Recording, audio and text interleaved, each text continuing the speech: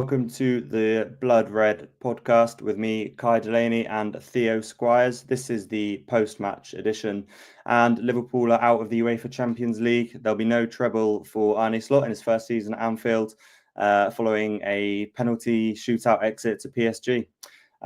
We'll get over to Theo in a moment. Just quickly want to give a shout out to our sponsors, NordVPN.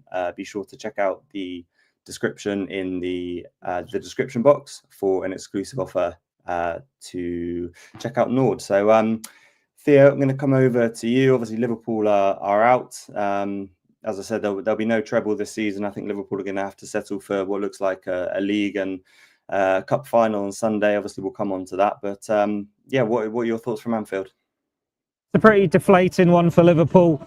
It was a strange night because there was never really any moment where you felt completely confident that they would score that goal to cancel out Dembele's opener.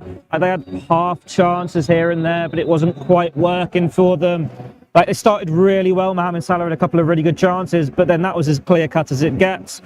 Hit the post, but then the flag comes back for offside. I think both times, wasn't it, with Krancer and with Trent? And then you have the disallowed goal from Szoboszlai in that save move, calls back for offside for there as well. And like, when you think the best chances you're having, they're both chalked off for offside. It's a very frustrating one with the officials. Anfield, they got under the skin. Like, the referee wasn't giving Liverpool anything at all in that first half. Second half, it wasn't much better. PSG, they got the game plan nailed down. They kept hold of the ball when they needed to. They hit Liverpool on the counter-attack when they needed to. Always looked a threat on the counter. But then they got back and defended really well to limit Liverpool. They're probably the deserving winners, if we're being honest, over the two legs. But it's a bitter pill for Liverpool to swallow because Anfield, in front of their own fans, got a chance of the penalties. You think, oh, you can do this, you can get to a quarter-final where you can play Club Brugge or Aston Villa. That's an even better chance to get to a semi-final when they've just let it slip through their fingers. And then it's an even more of a blow when you think, well, they've played 120 minutes tonight. They've seen Trent do his ankle, he's gone off. Konate might be cramped, but he's had to come off as well, and they're going to a cup final after 120 minutes. It's probably the nightmare scenario for Arne Slot. It couldn't have gone much worse than what you want heading into a cup final. He'll probably say this was the priority, win the Champions League, staying in that competition over the silverware at the weekend. But when you got knocked out, that makes it even harder, doesn't it, when you look forward? Yeah, it does feel like a kind of real missed opportunity, as you say, especially with potentially it's looking like Aston Villa in the next round for PSG. So Liverpool would have backed themselves there to potentially meet one of the Madrid sides in the semi-final, and obviously Liverpool have already beaten Real this season, so the path through to the final there was potentially on. So yeah, they'll be gutted with the way it's played out. We are live on YouTube, so do get your comments in if if there's anything you want to say or any questions for Theo or I. We'll get the best ones on screen. Just going back to the game, it was a quick start, wasn't it? I mean, the atmosphere on TV, kind of in the build-up, looked like arguably the best that we've seen this season, potentially the best that Slot has seen, kind of his real first taste of Liverpool on a knockout night at Anfield, and it all kind of geared up to be looking like one of those nights. Started really well, and then PSG got us on the counter. Yeah, like Liverpool had early chances. The crowd was so loud. If Salah scores one of those early chances, it's a completely different game. But then Dembele scores on the counter, and it takes the wind out of Liverpool's sails a little bit. The crowd, they tried to get up throughout the game, but it wasn't half-hearted, but they couldn't get to the levels you need from them. It was just more in hope than expectation that anything was going to unfold in front of them. PSG just did the homework. They did such a good job frustrating Liverpool. They had plenty of chances. They could have scored more. It wasn't like the game at the Parc des Princes where Liverpool scored from their only shot on goal. And it's even more frustrating when you think of Donnarumma here. Like, he's the hero in the penalty shootout, which, let's be honest, is probably pretty obvious when it looked like it was going towards penalties, because this is a man who's won the European Championships on penalties before. But he had a pretty stinky game, to be honest. Like, he was flapping at absolutely everything, spilling shots. He did not feel your confidence at all. His kicking was awful as well. It was going straight out of play or just inviting more pressure on his team. But his defence bailed him out time and time again, and Liverpool didn't really threaten him enough directly. So it's like, well, if you're not going to pick on that weak link, then you're not going to make PSG start to have a seed of doubt in their minds. Like, they were quite comfortable with how they managed this game. So it just adds to that frustration that it could have gone so differently for Liverpool, but they just couldn't quite get it over the line. Yeah, we heard Virgil van Dijk say at the weekend, I think to your colleague Paul Gorst, that it was the most animated he'd seen Arne Slot at halftime during the Southampton game. Obviously, a really kind of poor first half there. He rung the changes. It looked like there was something similar tonight. Liverpool came out the start of the second half, the first kind of 15 minutes of that second half were really, really on top, created a lot of chances, had a couple off the line, even hit the post. It looked like if the game was going to be won by Liverpool, then it was maybe in that spell. Yeah, but as I've said, PSG saw out the danger. They got through that spell. It was Kvaratskhelia cleared a Salah one off the line, and they had those half chances where it was the offside flag kept coming back. It was Diaz really early in the move, wasn't it, when Szoboszlai has the goal disallowed? Yeah. It was when Liverpool get through that spell and they haven't scored. PSG get through that spell without conceding. There's only one side that's going to have the confidence here. Like PSG, they weren't at their best compared to the first leg, but they still defended pretty well. Like Salah was straight, and Nuno Mendes was brilliant at left back. Diaz didn't look great when the substitutes. Unlike last week, they didn't come on and really change the game. Like Nunes, he misses the penalty. It's a poor penalty, but there was no confidence in him scoring the penalty. But then he didn't really do much when he was on the pitch in the first place. Same for Gakpo, who's only just back from injury, and now the squad's starting to look a little bit stretched going into this cup final. It's hard for Arne Slot. Like, this is a first real big test for him. Like, knockout European football was always going to be so much more difficult than that league format where there was no jeopardy on it. This was his first two-legged knockout football in this sort of a stakes. Like, it's completely different to Tottenham Hotspur in a League Cup semi-final, and Liverpool have lost. It's against arguably most informed side in Europe at the moment. Fair enough. It's the toughest test you're going to get coming out of that league phase, no matter whether you finished first or eighth. But how do you pick them up? Like, you've got injuries, and now you're going into a Wembley Cup final. It's the perfect chance to get a bounce back in a strong way, winning at Wembley. But then it's another 2 weeks after that until they play in the Premier League again. So that's a lot of time without football. And you could use that as a positive, players come back from injury. But if, say, Trent's done his ankle badly and he's out for a while, it's just going to stack up in these players' minds. It is that first real test for Arne Slot, and it'll be interesting to see how he deals with it. Like, you can't be too critical in the sense that we're saying it's his first real test and they've come through it badly, because we're in March and this is the first one you think should have done better tonight. Really, it's the first one that's properly gone against them, that's actually mattered, except for what? Nottingham Forest. Like, the FA Cup was a frustrating one, but that was a much changed side. Tottenham, we saw what happened there with the player who scored. He should have been sent off beforehand. It's just a frustrating one. It's deflating. See what happens at Wembley. Hopefully it'll be a lot better than this one. Yeah, well, I'll come on to that final in just a moment. I guess final word maybe on PSG. You've already said that they were probably just edged deserved winners over the two legs. Obviously, absolutely battered Liverpool last week, and then put in a solid performance tonight.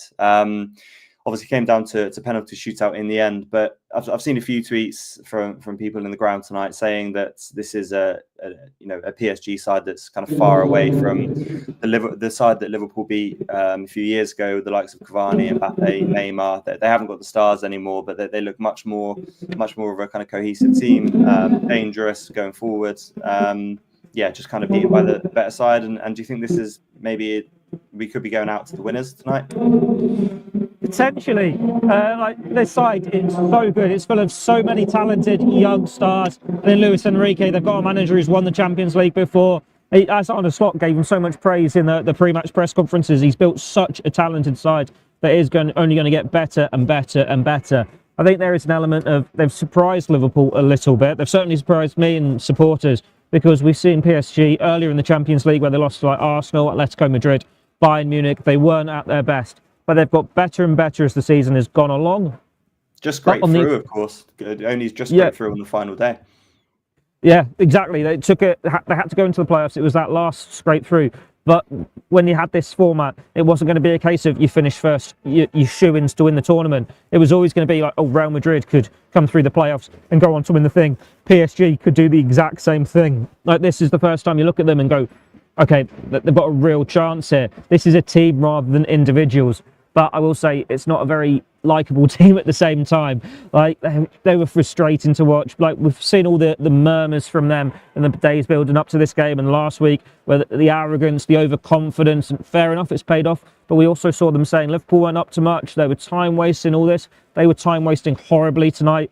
And then Hakimi at the end, well, after the penalties, he's gone and celebrated with his own fans. He gets a PSG flag, he runs to the centre circle and just waves it to all the Liverpool supporters left in the stands. It's like, do you really need to do that? Celebrate with your team. You don't need to rub salt in the wounds here. It's really distasteful. You got boos for that in response from the Anfield crowd of where's your European Cups? Or as you've said, he might have one to show for it May, June time. But yeah, it's a talented team, but they haven't achieved anything yet. It's all very well knocking Liverpool out in the round of 16. Still got so many big teams to go. Like, fair enough, you'd expect them to get past a Villa or Club Brugge, probably going to be Aston Villa, but Real Madrid or Atletico Madrid or Arsenal in a semi-final, and then Barcelona, Inter Milan, Bayern Munich, big names on the other side of the draw that could be meeting them in a Munich final. On one hand, you want PSG to go on to win it, so you can say you've lost to the winners, but at the same time, they're not particularly popular with me at the moment. So yeah, I'll just switch off from the Champions League, I think, for the next couple of months. It'll be all full attention on the Premier League. Already going to be in the Champions League next year. Have a proper go at it again then. Well, the old saying in football goes that there's only one winner, but tonight it appears that there'll be two, because obviously PSG have won this. Luis Enrique has taken PSG to the next round, but I don't know if he'll be quite as happy as Eddie Howe, who'll be watching on tonight. Obviously, Newcastle got the 1-0 win away at West Ham last night, an extra day's rest over Liverpool ahead of the cup final at the weekend.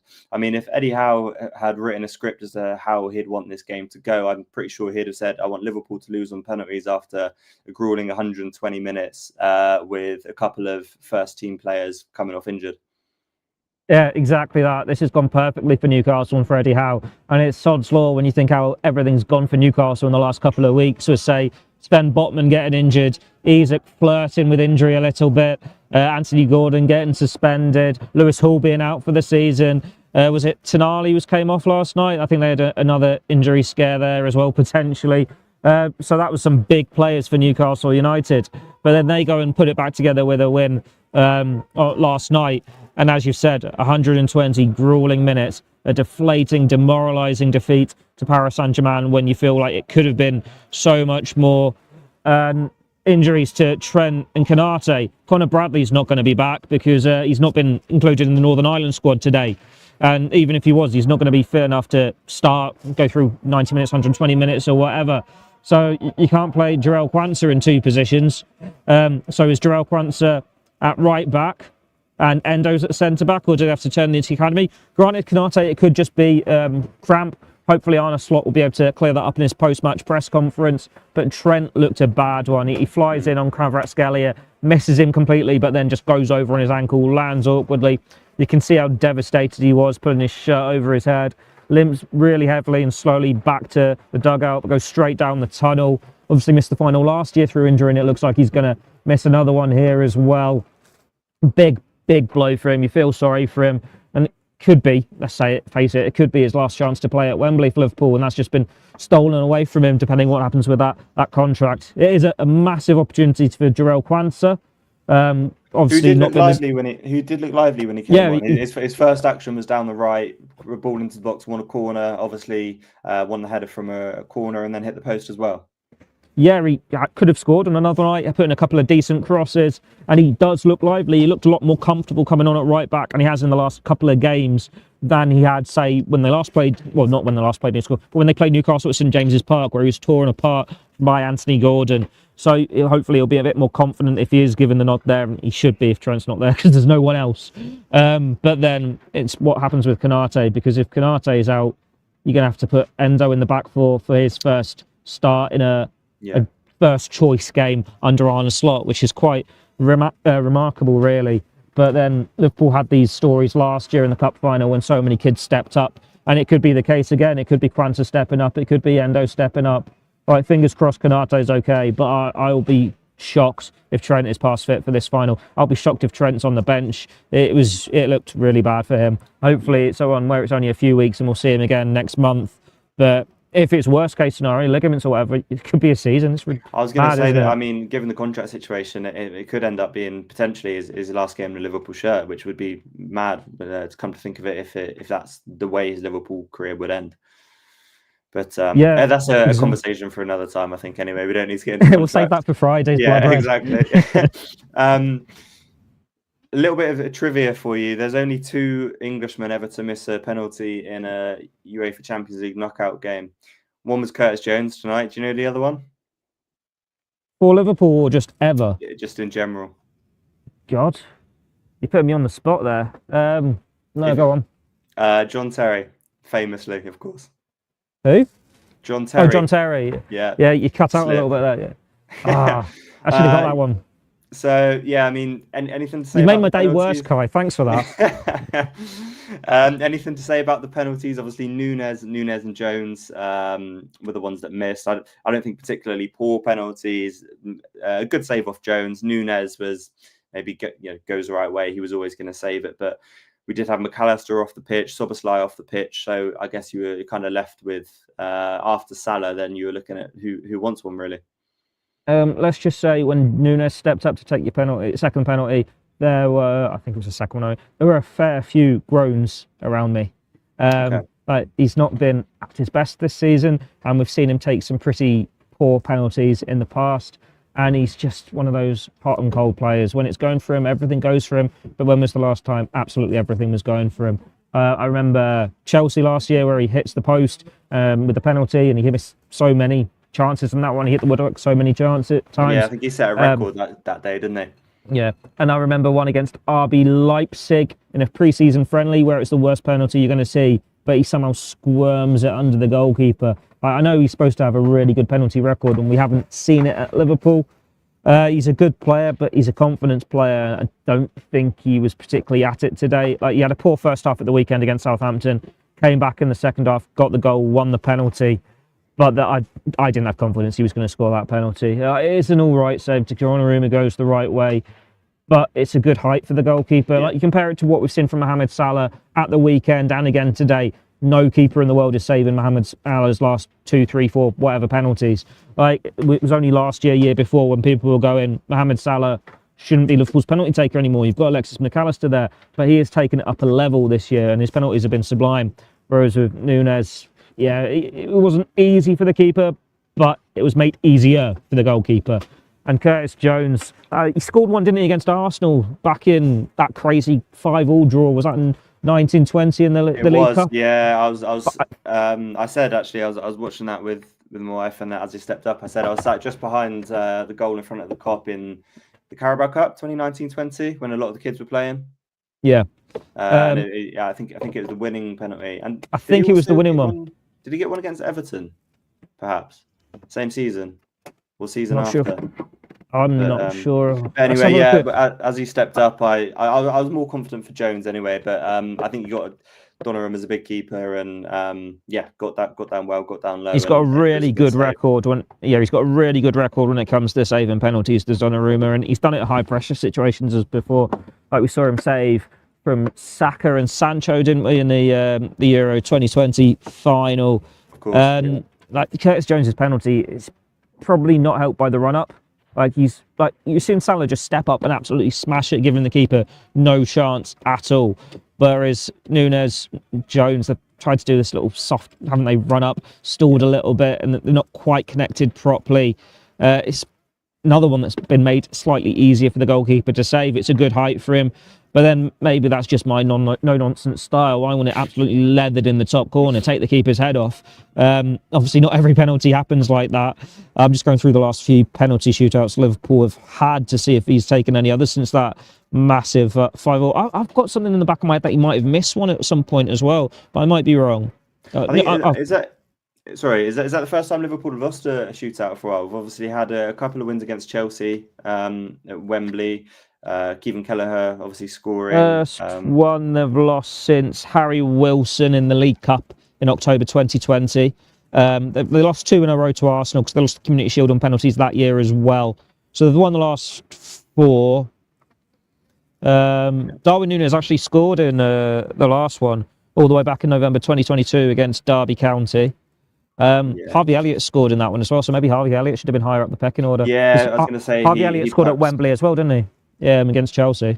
Yeah, and I think he perhaps might have been next if it had gone a little bit further. But anyway, Liverpool are out. I think we'll have a final word on the rest of the season. Obviously, the cup final on Sunday will determine how the season looked back on as a whole. It seems as if the league title is a matter of time. To go from a potential treble to just the Premier League in the matter of 3 or 4 days would maybe seem deflating, given the chances, the form that this side is in, and we would have fancied ourselves for the treble definitely. But I guess whatever happens on Sunday, the remaining league games this season, I think 5 to go at Anfield, 5 or 6 to go at Anfield. It's just about kind of getting over the line now and getting the title celebrations in full swing, surely, over the next couple of months. Yeah, it's about responding well. Before I go into this answer, I will apologise to Curtis Jones. He hasn't missed one. He's actually scored a couple in shootouts. So Curtis Jones, that's the first one he's missed. He's unlucky there. But still, yeah. But yeah, it's about now just getting the league over the line. It's almost going to make it not an underwhelming end to the season. But if Liverpool win it early, then last month it's a celebration, but then there's nothing riding on it. And it's like, well, Liverpool could have a chance to go and get this massive 90-plus point haul. Do they just go through the motions with the first choice, or is that a chance to get Chiesa, Elliott and all these players more minutes so they can get the medals? It'll be interesting to see how Arne Slot plays it, but obviously there's still a lot of games to go before they can clinch that. We're talking another 6 weeks maybe. Like Tottenham could be one, I think, or Chelsea, and then it depends if Arsenal slip up. At least they've got no reason to be burnt out or anything, because you go into the League Cup final, just get through that unscathed, hopefully win the trophy, pick yourselves up in the best possible way. Then you've got 2-3 weeks without a game, 2.5 weeks, I think, without a game, before you've got Everton at home in the Merseyside derby. With the last Merseyside derby still ringing in your ears, you want to settle that score. Arsenal will, in that meantime, they've played Chelsea in the game at hand the same day as the League Cup final, so you're level on games, and I think they play first the day before the derby. So then you'll have a real feeling of what that gap is, and it is just get that league title won as early as possible. Because Arsenal, granted, they've had a few poor results, but they absolutely battered PSV last week. They're going to go through to the quarterfinals.